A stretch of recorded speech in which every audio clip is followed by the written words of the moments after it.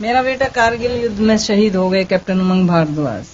लेकिन मैं अपने बेटे और पोते किसी को भी आर्मी में जाना बिल्कुल पसंद नहीं करूंगी और जाने भी देना नहीं चाहती।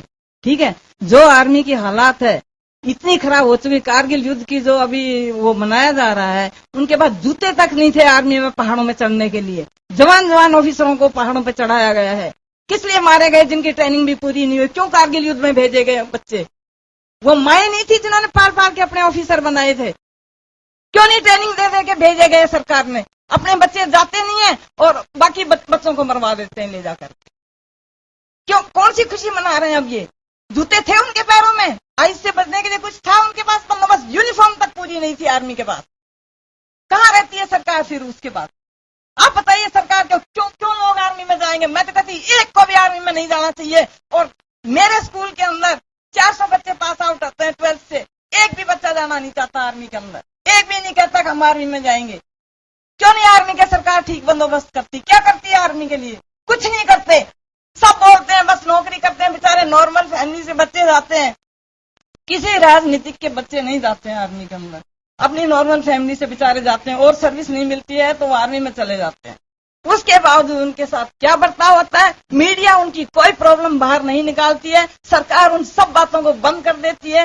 एक सिविल अगर कुएं में गिर जाता है तो उसके बाद भी महीनों दिखाया जाता है, और एक जवान शहीद हो जाता है और फ्रंट पे मर जाता है, उसका एक दिन दिखाकर नहीं बताते कि किस मुसीबतों में मरा हुआ है वो आदमी। उसके बाद शहीद शहीद शहीद सारा दिन रट्टा लगाते रहते हैं, शहीद के नाम पे राजनीति करते हैं।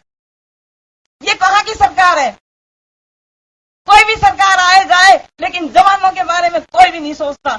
अगर हमारी फ्रंट पे जो हमारी आर्मी कमजोर होगी तो देश की हिफाजत कहाँ से होगी?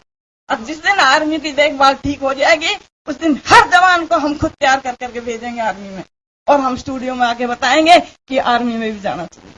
अगर ऐसे ही आप लोग सब बैठे हैं, my son in law he is also colonel in the army, वो भी बैठे हुए थे डाइनिंग टेबल पे इफ्तारी के लिए, बिल्कुल 10-1 मिनट रह गए हुए थे। He started taking interview of everybody. मुझे कहते माँ ऐसे ही बैठे हो, बार बेल बजे और कोई कहे अली का तबूत आया तो आपकी क्या हालत होगी? और I looked at him like this. Ali, मैंने कहा अली कोई टाइम कैसा होता है बेटा? What are you talking?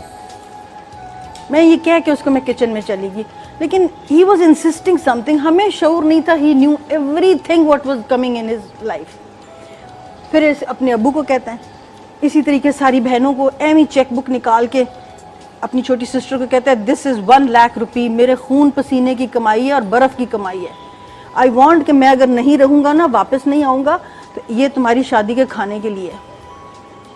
And I give that cheque to my daughter. ये कितने दिन पहले की बात बता रही हैं? 15 डेज पहले। वो जुमातुल विदा था, उसके बाद 26 रमज़ान थी जिस दिन ये चला गया घर से खुदा हाफिज करके हमें, और 27 वाले दिन शहीद हो गया। हालांकि उसकी छुट्टी सीओ ने एक्सटेंड कर दी थी। फोन आया कि तुम मक्सी ईद करके आना, लेकिन बाय दैट टाइम बेटा तुम A ग्रेड सोल्जर के बच्चे हो, A ग्रेड सोल्जर हो, गो बैक ऑन ड्यूटी पे टाइम पे जाओ, नो एक्सटेंशन। वो अच्छा सोल्जर नहीं होता जो छुट्टी बढ़ाने की रिक्वेस्ट करता है। And over there on the dining table before leaving he said, माँ मैं आपको बताऊं मैंने वहाँ पे ना, आप ख्वाब नहीं समझेंगी, मैंने हकीकत देखी सियाचिन में। मैंने कहा व्हाट डिड यू सी? कहते ऐसे मेरी टाइम वहाँ पे टर्न बाय टर्न ड्यूटी होती है। कहते रात को कोई 2:30 बजे मेरी ड्यूटी बनी, और मुझे मेरे आके जवान ने कहा कि सर उठे, अभी आपकी ड्यूटी है तो ज़रा बाहर जाके ड्यूटी दे। कहता है माँ जैसे ही मैं बाहर आया हूँ, बैनेट मैंने बर्फ में रखी है, डाली है, एंड मैंने घुमाया नजरें पहाड़ों की तरफ सारी, just looking the intensity. At that time he was on that post which is called लब्बैक, वेयर गॉड इज 0 मीटर। Oh my god, 0। हमेशा कहता था माँ मुझे यूं लगता है कि मैं ऊपर हाथ करूंगा तो मुझे खुदा कहेगा अस्सलाम वालेकुम। इतनी हाईएस्ट पोस्ट पे। और मैंने उसको कहा, मैंने कहा बेटा, कहता मैंने वहाँ पे ख्वाब कहता माँ मैं समझा मैं ख्वाब देख रहा हूँ। कहता मैं बाहर निकला हूँ तो मुझे इतनी खूबसूरत सियाचिन की पहाड़ों से आवाज आई अजान की। कहते जैसे खाना काबा की अजान होती है ना, इस तरीके की अजान। कहते माँ आप सोच नहीं सकती हो कि मैंने इधर देखा उधर देखा, ये कहाँ से आवाज आ रही? कहते मैंने कहा शायद मेरे शऊर में है। और कहते अपने आप से ही मैंने कहा मक्सी तजद का टाइम है, अब तेरे पे लाजिम हो गया तहज्जुद पढ़। और वहां उसने तहज्जुद पढ़ी बाहर? तहज्जुद पढ़ी और कहते हैं जैसे ही मैंने नमाज पढ़ के मैंने अल्लाह अकबर सलाम फेरा, कहता है माँ मेरा अल्लाह जानता है कि मैं झूठ नहीं कह रहा हूँ, मैंने 2,500-3 हजार सफ़ों का मर्द देखे, इतनी इतनी बड़ी दाढ़ियाँ और उनके सफ़ेद लिबास, उन्होंने मेरे साथ नमाज पढ़ी।